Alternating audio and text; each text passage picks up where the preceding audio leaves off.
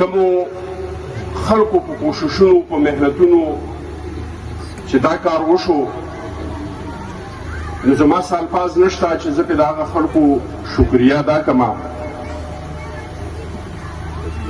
نن به ډېره زیاته ښه وي ځکه چې په دې روغه جوړه کې دا زمونږ ورونه هم دي او زمونږ ګاونډ هم دی.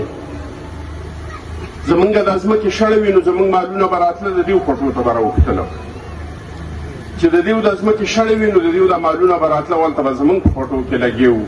نو د ټول نه زیات تکلیف و موږ ته په دواړه قسمه وو، په ګاونډګرۍ سم وو، په ورورۍ سره به موږ ته تکلیف و ځکه چې زمونږ ورونه هم دي، سادات دي. زمونږ تره الله دې وبخي منان کاکاجي او ابیزاده جان په دې کې ډېر زیات محنت کړی و. نن خو په دې خوشحاله یو چې دا خبره خدای ختمه کړه. په لږ غوندې مې اعتبار په دې باندې خفه دی چې کاشکې نن کاکاجي ژوندی وی او زموږ سره په دې محفل کې ناست وی او ښکلی محفل دی راغونډ شوي عزیزان پکې.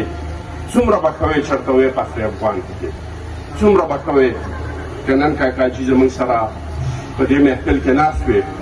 هغه پکې ډېر محنت کړی و. بیا دا زما ماماګان دي، بوډاخیل دي،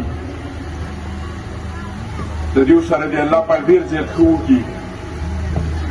زمونږ که کله مسالې راغلي هغه که د مانکوټ راغلي که د ګلډېرۍ راغلي دي، دیو پکې همیشه دپاره کوششونه کړي دي زمونږ د صلحې، زمونږ د خیر، ځکه چې دا زمونږ رشته دار هم دي. زما خو بیخي ماماګان مې دي، نیکونه مې دي، خو زمونږ د ټولو سره یې رښتې هم دي. او زمونږ چې ځمکې شړې شي نو د دیو ځمکې چې کوم دي هغه بیا پکې مونږ ګیام کوو، بیا زمونږ مال هم ورځي، بیا پکې هر قسم دیو ته هم چې کمینو تکلیف دي نو دیو هم پکې د خپلې وسې نه ډېر زیات کوشش کړی دی.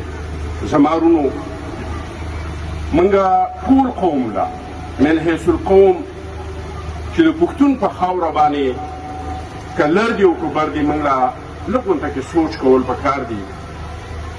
د خپل ګریوان ته مونږ له لږ غونته کې سر ښکته کول غواړي. مونږ لرو الله پاک د جنت په شانته خاوره کې مونږ پیدا کړي سو. پښتانه که لر دي او که بر دي، تاسو په جغرافیایي لحاظ سره، تاسو د معدنیاتو په لحاظ سره، تاسو د موسم په لحاظ سره، تاسو د آب و هوا په لحاظ سره، تاسو د اوبو په لحاظ سره، تاسو د باډي سټرکچر چې څنګه شکلونه، څنګه باډیانې،